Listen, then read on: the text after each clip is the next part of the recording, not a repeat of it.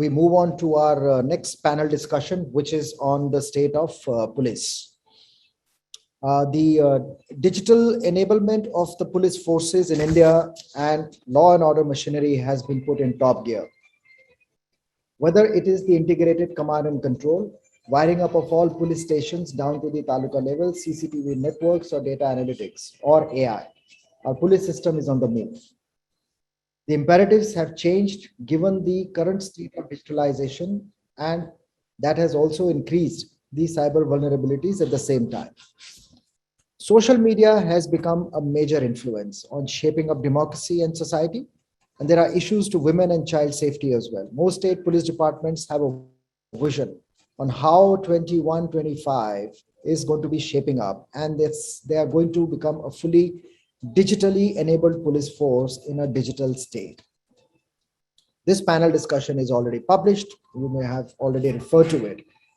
And there are three questions, which is what we would like this discussion to focus on. The shape of things to come and how our law and policing would keep up to speed. What are going to be the linkages with the judicial system, so on and so forth, and what is your vision 21-25? And we are joined in this discussion by Mr. K. Vania Perumal, Additional Director General of Police, Tamil Nadu Police Department.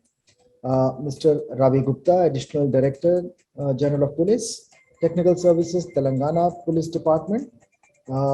Ms. Aswati Dorje, Joint Commissioner, Nagpur City Police.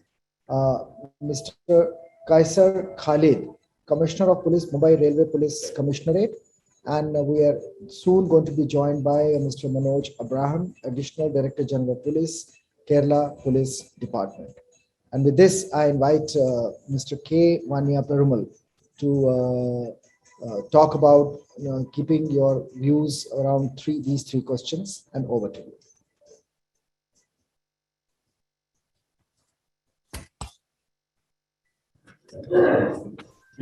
என்ன topic? We can hear you. Yes, sir. Good afternoon. Good afternoon. Are you all able to hear me? Yes. Please go ahead. Thank you for permitting me to participate in this August conference. Regarding our project, it's a holistic approach to the problems of the women and children in Tamil Nadu. I am happy to inform you that after my presentation, the government of Tamil Nadu, especially the Chief Minister of Tamil Nadu, took personal interest. Out of all subjects, he conducted maximum meeting regarding this aspect only last month with Chief Secretary and Director General of Police. So many of our recommendations, that is including this topic in school and college syllabuses about the psychology of the victims and the law pertaining to crime and crime against women and children, as well as creating the separate cypher wing for women and children, especially in all the district. Now we are having only one cypher unit in the state. I proposed for all the district, it was accepted. And also I proposed a rehabilitation officer. It's there in Kerala. It's not our innovative approach. It's there in Kerala that normally we are doing a lot of rehabilitation. But we don't have any rehabilitation officers. We have counselors, psychological counselors, and so many things, social welfare officers. Especially the victims have to be rehabilitated. I approached the government for appointing a rehabilitation officer in each district as per Kerala model. It's also accepted and appointed. So we are topping the awareness programs in the whole country. Today we are conducting more than 100 awareness programs. Lovely thing. My people are going to deep inside the villages, tribal hamlets, and creating a lot of awareness. Since it's a specialized topic, so far we don't have any material to train the people. Myself with my team of officers came out with a handbook on prosecution and investigation of crime against women and children. It's the first of in India. We incorporated so many judicial officers, retired officers, the team of officers, the editorial board. Also, we brought out a training manual, a basic manual to train the subordinate level officers. The child welfare officers and women health officers, around 800,542, they are doing very well. Last year itself, we got 4,25,000 calls in child helpline. It is nearly 500 times more than that 1998, which is the first call that we received. It's more popular. Now we are about to develop, now we are having Kavalan app, the app by the government of Tamil Nadu and Tamil Nadu Police, where the public can feed their grievance. We are developing a separate app, a WhatsApp type of app, where the victim, a woman or children, can open easily either in Tamil or English, type it, their grievance, send it back to my control room. Then easily they will get the feedback about the registration, disposal of cases, trial, and so many things. We are on the job, we duly completed within a month. Anyhow, I am so happy. My people are so much, really very much interested in this Scotch award. They are very well motivated. They are eagerly waiting for some recognitions from your organization. Thank you.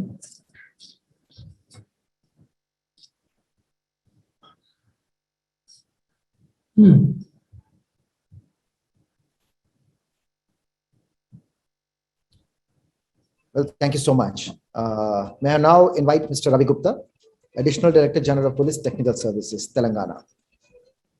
Hi, good afternoon. Am I audible? Yes, you are. Please go ahead. There's so much of work that you're doing, you know. I mean, it's so heartening to know. And one project after another, I think in quick succession, there were about 8, 9 of them. And across the board, there have been such good work that has been done. So we would be, delighted if you could share your journey across, now we are moving apart from projects onto the next level. So let's hear from you. Thank you so much. Thank you so much for your kind words. And under the leadership of our DGP Shri Mahendra Reddy sir, Telangana State Police have been making strides and making efforts to progress as we go. So the topic which has been given to me is the shape of things to come and what is the vision of Telangana Police for 2025. So if you permit, I will start with a small presentation. I mean, it's a short presentation within the time allotted. Can we share the screen?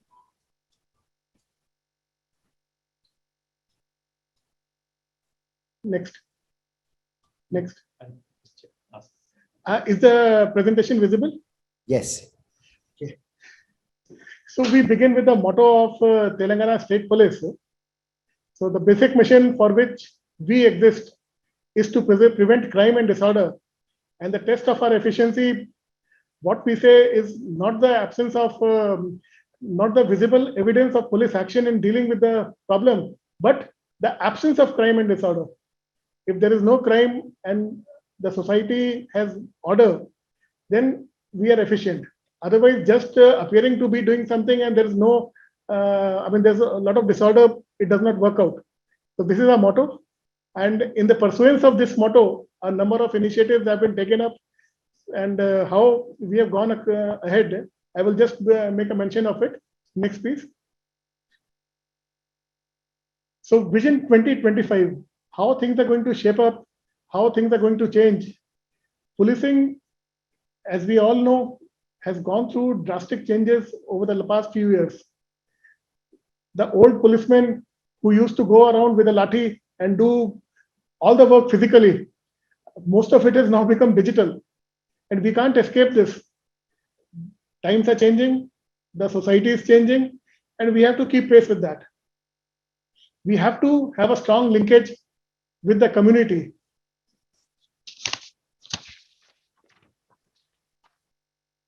There is a strong need to cater to the needs of the community and to align the service delivery from the police as per the needs and requirements of the community. If there is a mismatch, whatever we do, we can never progress.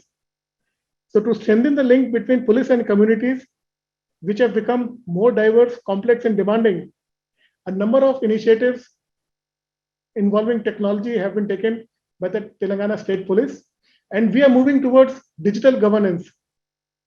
The police effectiveness and efficiency, obviously, there is a need for being more transparent and being accountable for what we do. Responsiveness has to be better.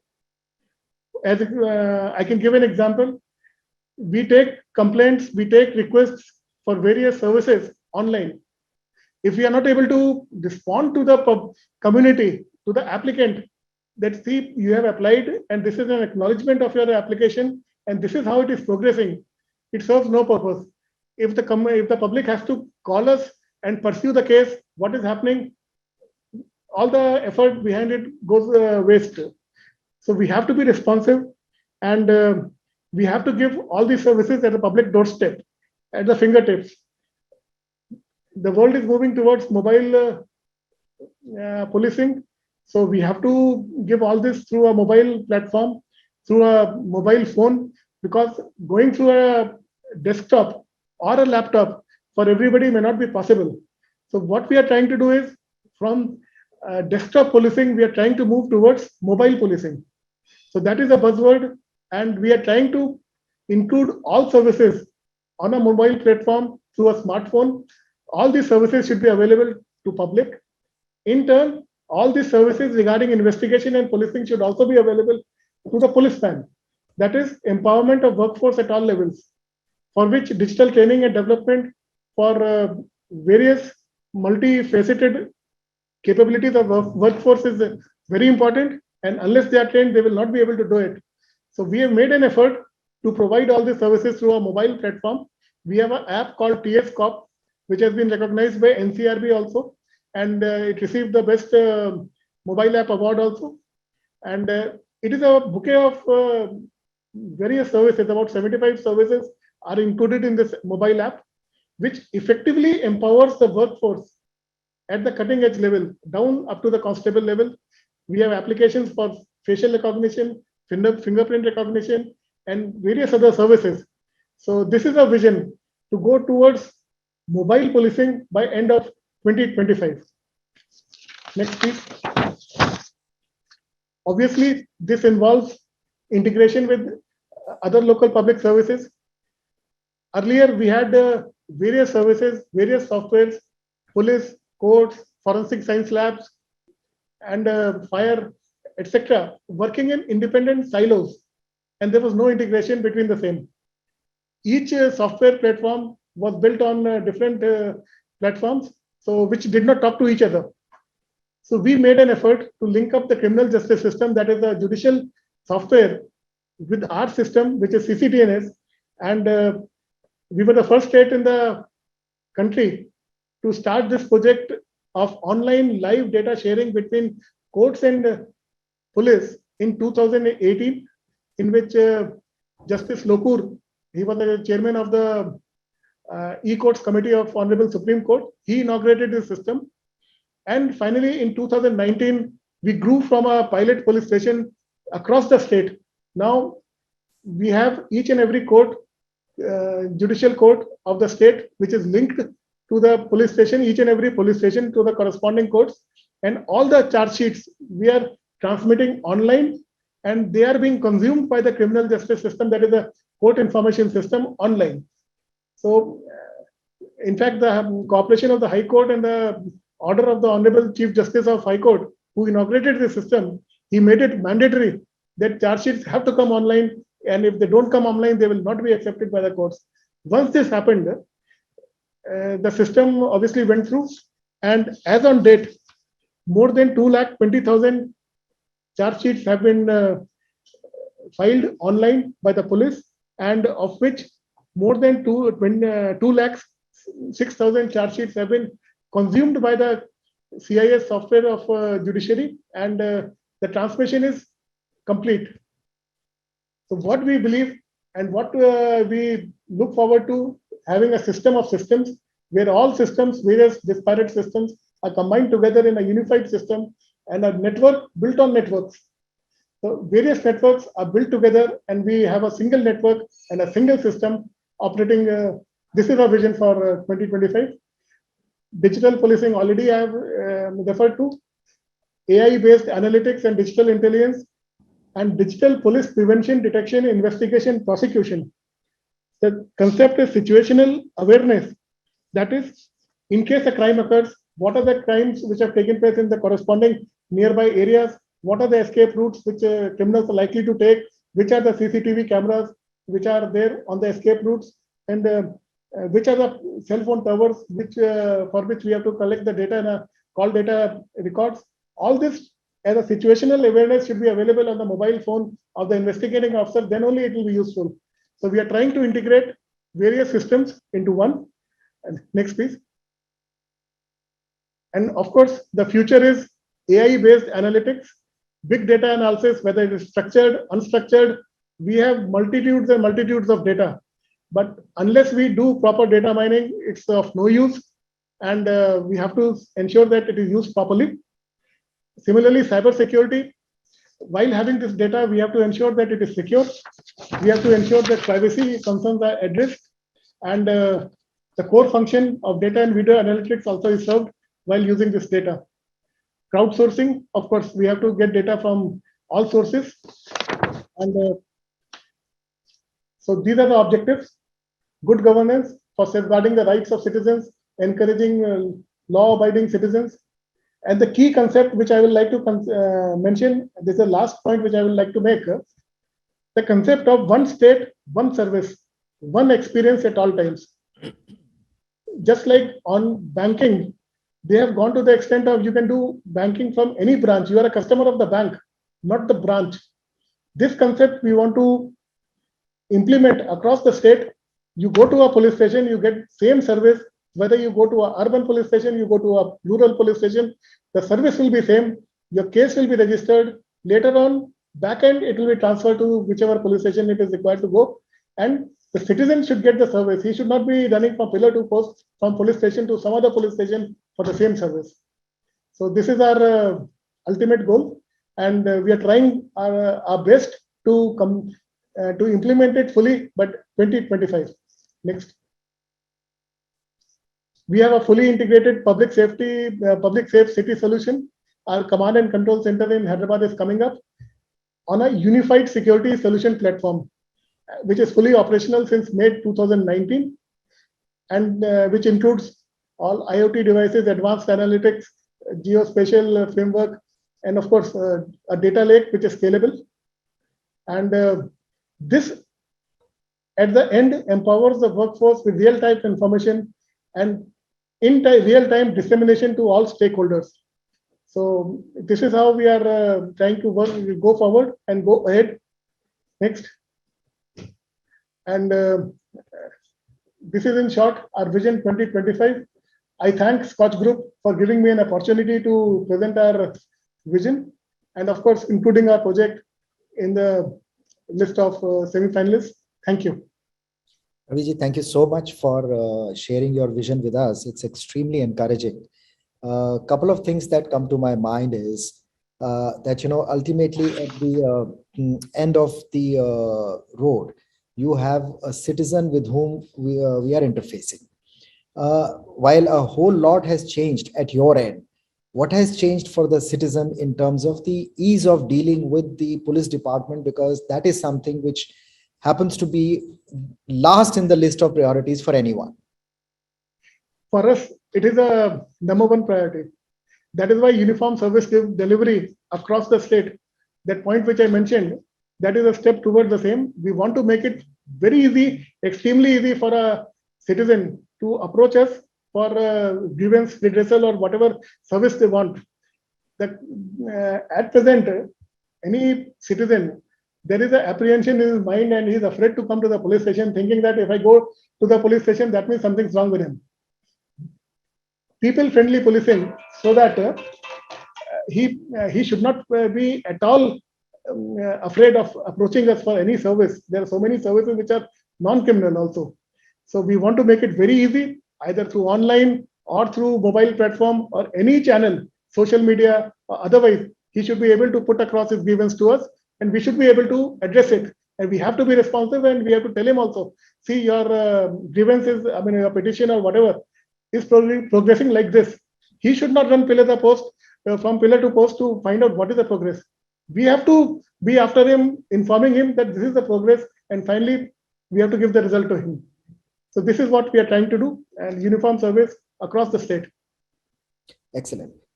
You also mentioned about the progress that has been made in ICGS. You just touched upon it. So would you like to talk about it a bit more?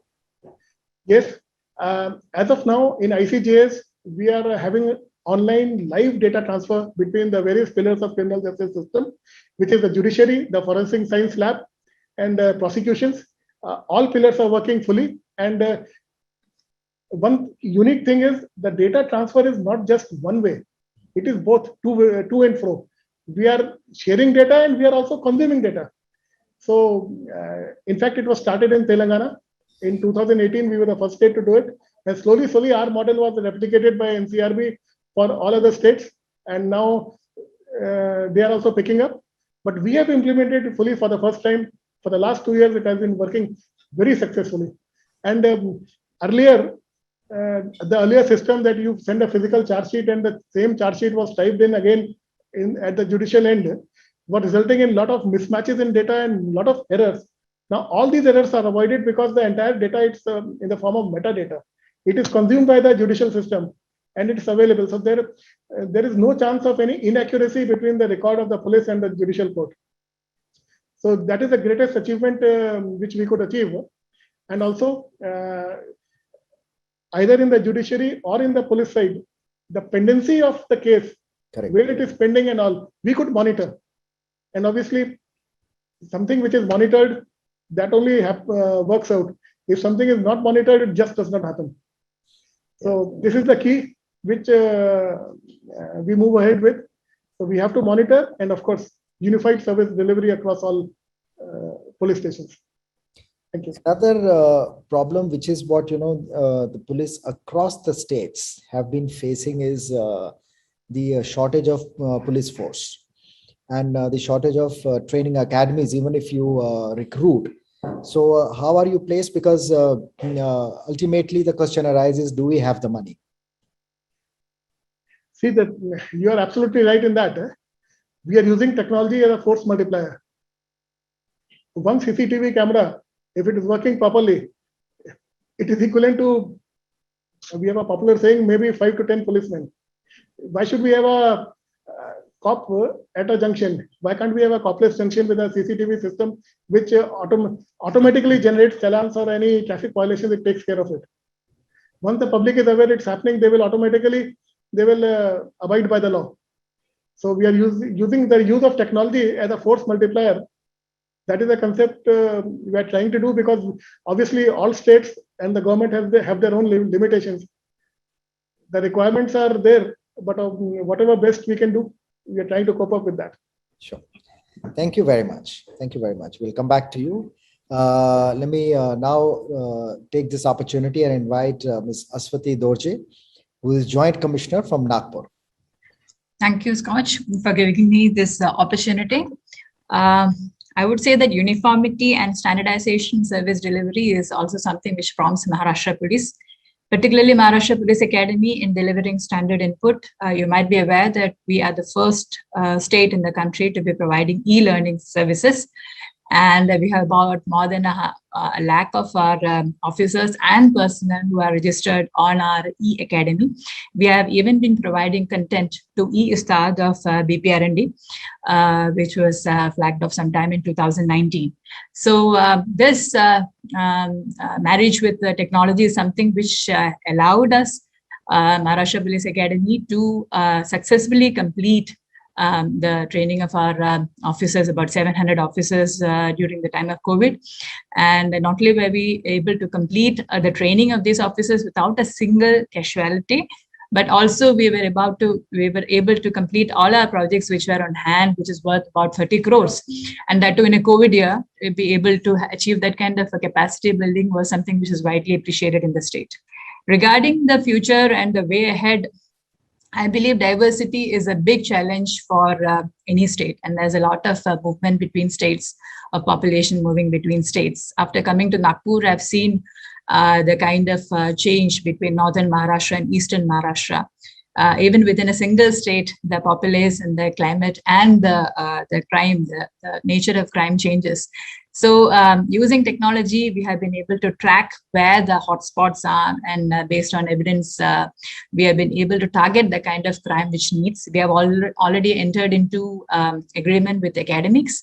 We have entered into MOU with the Maharashtra National Law University, which is doing a study on the nature of crime which is taking place, and they have given an initial report which is pointing to trends wherein we are able to point out the wherever escalation has happened, and whenever it has happened, then some certain combination of things which come together and create the situation for a crime or a serious offense to happen.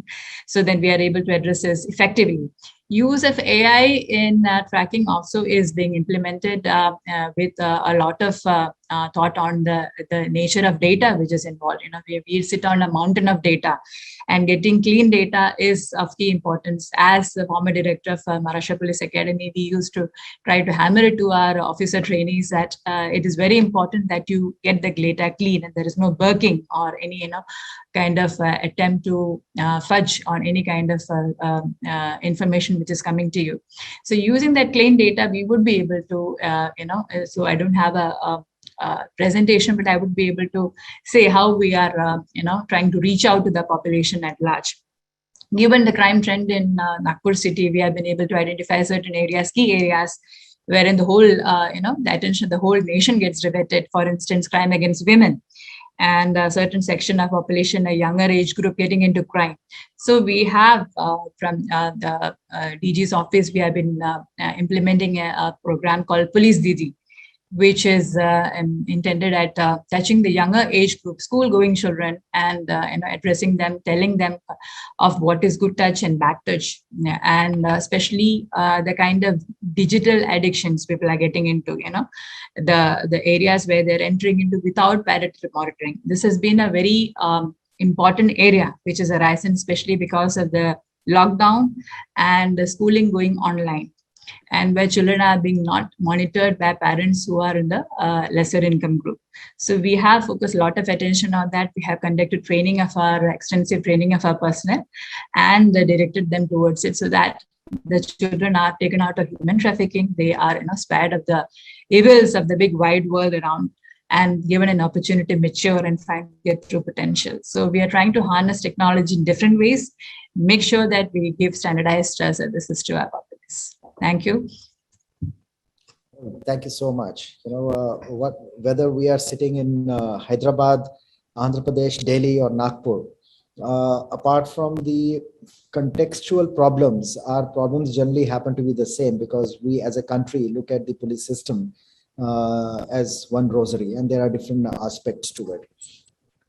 Yeah, you're handling policing at the city level, while Mr. Gupta is there at the state level. But yeah, when it comes to the implementation and further percolation of all the efforts down to, you are the ultimate beneficiary, and from there you have further police stations, which are located in remote areas. So one major challenge that comes up is that while we have the technology being implemented, the ICJS system, the CCTNS, and everything at the headquarter level, at the tier 1 or tier 2 level, how about those police stations which are remotely located?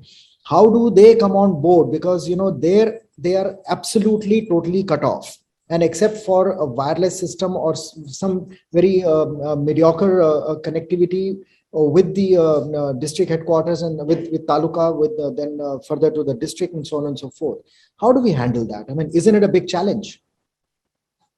Aswati, you can start.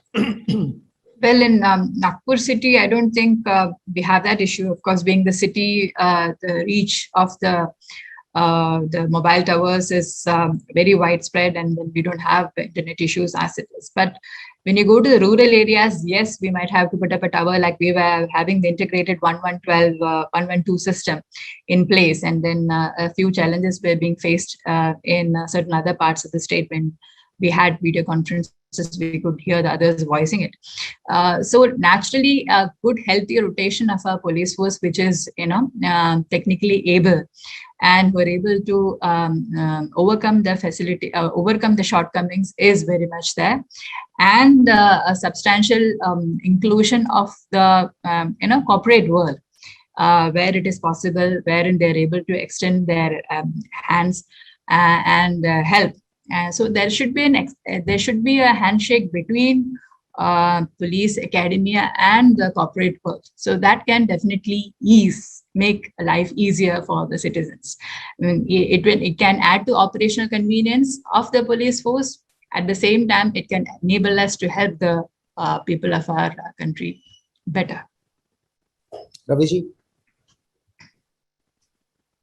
Good afternoon. Is it addressed to me? Yes. See, connectivity, rightly said, is a challenge.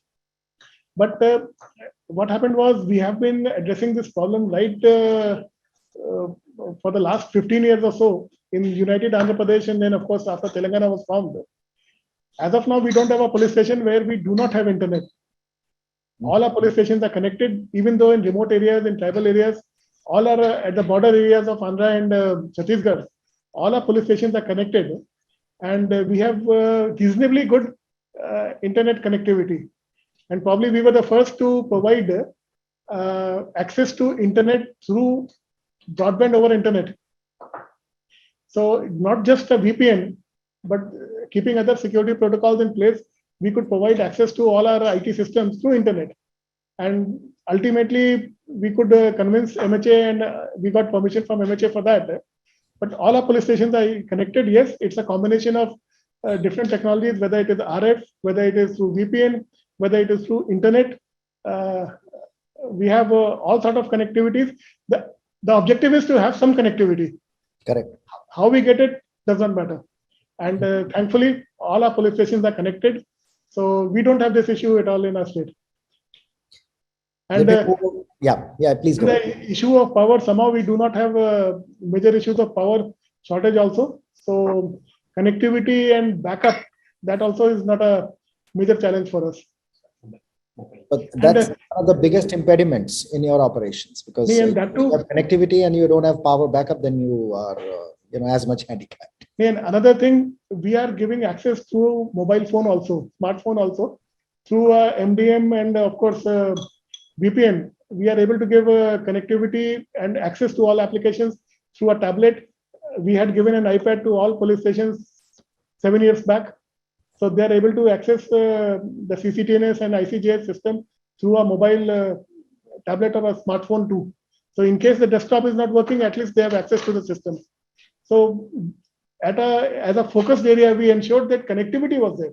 And mobile coverage is there across the state. It may be slow, but it is available. And a remote police station, obviously, the requirements of data transfer also are less. So a slow connection also works out. Some difficulties are there, but it does work. Thank you. Thank you. Let me move over to Mr. Perumal, Tamil Nadu Police Department. I'm sure what Aswati ji is talking about and what Ravi ji is talking about, I'm sure you also would share the same opinion with them. So, given your own imperatives, what are your residual challenges now, and how are you looking at overcoming them?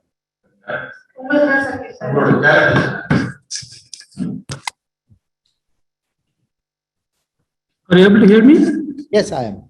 We are able to hear you. Please go ahead. So basically, the resistance to change that is there in the system. First challenge is finance and infrastructure. For example, the approximate population of children and women may be more than 40%. I think only the victim is not total. But police station is having 50 to 60 constables. When I demand a sub-inspector and a constable, that means only 1% for this 40 to 60% population. There was a resistance. I demanded a separate uniform, separate vehicle, separate communication equipments, and mobile investigation unit. There was a resistance. I convinced them and got it. Second challenge is training. It's a specialized job. That interrogating the victims, child victim, woman victim is a specialized job. Regarding the evidence and taking them to court and prosecution is a specialized job. So my people, they were, I think, lacking so much in this aspect. We prepared the training manual, we prepared the handbook, we conducted so many classes in district-wise, zone-wise, and the headquarter-wise, and trained them thoroughly. Now nearly 98% of the manpower, from officers to men, they are well trained. Another thing is the response. Per day, I am getting 2,000 calls. There should be a mechanism how the police is responding. Response time, within which time frame they are reaching the spot, what is the disposal, whether they made compromise, assisting the cases, what about the victim assistance, rehabilitation, everything. We never had anything to monitor like that. We created the system in such a way that we are monitoring the, as soon as they get a call from child helpline and women helpline, the officers' response and that how they are addressing the grievance, everything we are monitoring closely, and we are coming out with the solutions for the problem also in coordination with other agencies. The main aspect is other agencies. But fortunately, I am so fortunate in Tamil Nadu, other agencies, Social Welfare Department, Social Defense Department, Juvenile Justice Board, and so many agencies are involved in rehabilitations and is addressing the grievances. They are very helpful financially and infrastructure-wise. Third thing is counseling part.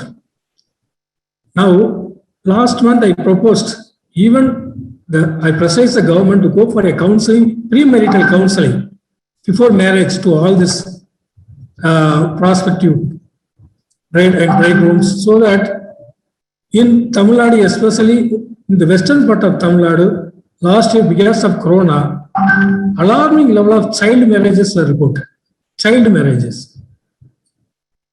To prevent that, with the Social Welfare Department, we did so much counseling. We were so successful in convincing the parents and the victims and this boy side also, so that the girls attending the schools or colleges peacefully after the so-called child marriage offences. Now it came down drastically. So challenge is must. Now we have initiated so much proposal. Challenge is there, but everything we are coming out. Yes, we are getting support from the police chief, revenue chief, and political chief. So thank you, sir. Yeah, you rightly mentioned that, this is what even one of my questions was in the beginning on the manpower shortage as well as finance. But yeah, we are managing well. Raviji, you mentioned that, instead of 5 policemen, the same job is done by one camera, which captures the instance, and then, it's there in the system and automatically challans and recovery and all those kind of things happen. I agree with you. But don't you think we are running the fear of an aging workforce, which over a period of time continues like that, then they will not be able to run after a criminal. However much of technology we bring it in, but that's a real problem. I may be wrong. Would you like to address it? Raviji? I'm sorry, I missed the last point.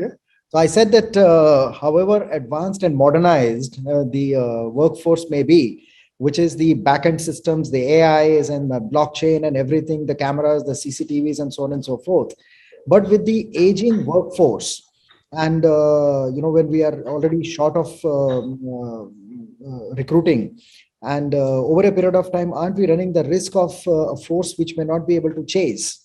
Because that precisely has to be the function, because your camera will capture, but who's going to run after them? See, there are two things in here. Aging workforce does not really matter for us because these systems have been here for so long that now there's a huge demand. I mean, they're used to it. They cannot manage without it. And if you come to the bottom of it, the workforce may be aged, but even the person who's going to retire soon, you can find that he's using a smartphone and texting and operating WhatsApp and sending messages to his family members and doing video chats with his relatives abroad. when he can operate a smartphone and use Google Maps for finding out the location, if our mobile app is easy and if our systems are easy, I don't think he will have any difficulties in using it. And this is what our experience has been. So this is for the aging workforce, and of course the new recruits, they are absolutely tech savvy. And in fact, they drive us. In fact, our workforce, which has been there in for these projects for so long, now they are the ones who drive us. If you ask them, if you tell them that one day CCTNS will not be available and you have to write down on paper and make all records, and next day you have to enter, there's a huge uproar. Nobody wants to do that. They'll wait till the system comes up. So once they find it that it is user friendly and it's useful to them, anybody will pick it up. They will definitely choose it over manual this thing. So aging workforce, of course, it's a challenge, but we have to make it so useful to them that they drive it on their own. Once they own it and drive it on their own, I don't think there's any stopping to the digital software. Sure. Aswati, you are sitting in the midst of all the action, so what would you say? Well, I would agree with Ravi Gupta sir when he says that, the younger population which is entering the police force is all raring to go technology-wise, and they are the ones who push us forward. And the actual challenge lies in bringing the rest of the population, on par with the younger populace, and they don't become increasingly dependent on the younger folks. And so that is where we have to bridge the gap. That is a challenge that we faced in training also. So that requires a lot of prodding and pushing, and even more technology, and sensitization is something which we have found. In fact, the common public also pushes us along with the younger population that joins. And Maharashtra has always had a healthy intake of officers. In fact, we hardly had a week's time before the next batch comes in. In fact, Maharashtra Police Academy has been oversubscribed about, I would say, twice. And we have had to accommodate, I think, 700, 800 officers every year. So that is a kind of recruitment which has been going on. But technology-wise, yes, it is a very, very huge force multiplier, which we should harness in a proper way, and then only we can be efficient. But I would say that strengthening the hands of the force also needs to be done side by side. A lot of soft skills needs to be there, very much a part of it. Excellent. Thank you very much. So can I ask for a concluding comment each on the discussion that we had around 3 questions as to, how do we move forward? The vision we already have, Mr. Gupta has already shared his vision. So I'll start with Mr. Perumal, if you would like to make your concluding comments before we close the discussion. Mr. Perumal, yeah.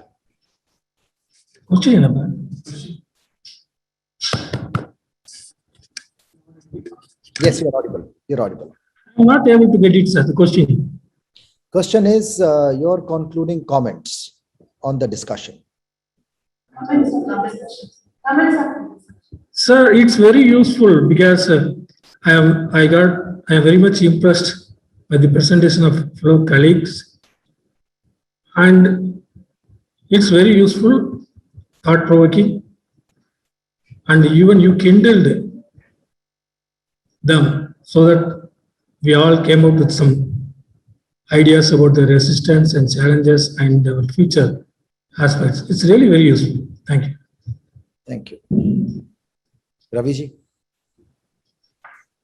I would like to say, see, whatever vision we have, whatever goals we set for ourselves, for success, for them to become a success, the bottom line is you have to, whatever IT project you are implementing, whatever digital systems you are implementing, make it simple, make it useful for the end user. If the citizen, that is the public, find it useful, if your workforce finds it useful to them, the system will drive itself. On its own, it will run. The moment it becomes complicated, the moment it becomes not very useful, it will fail. This has been an experience. For example, a small example, giving an SMS, the moment anyone complains or puts in a petition, Now we have instances of people coming to the police station and saying that we did not receive the SMS. That means our case has not been booked. So they will drive it themselves. Now, once they get an SMS, they get an ID, and they know that it's, and the confidence they have that it will be updated and some action will be taken until it is closed, they will keep getting information how it is progressing. That itself has been a major achievement, and that is how the system is running. Make it simple, make it useful for all the stakeholders in the system. Automatically, it will be a success. Excellent. Aswati ji. Yes, I would say that policing every day is a challenge and an opportunity. Anytime, every time. And if you treat it as a learning and as an inspiration, that is a way forward.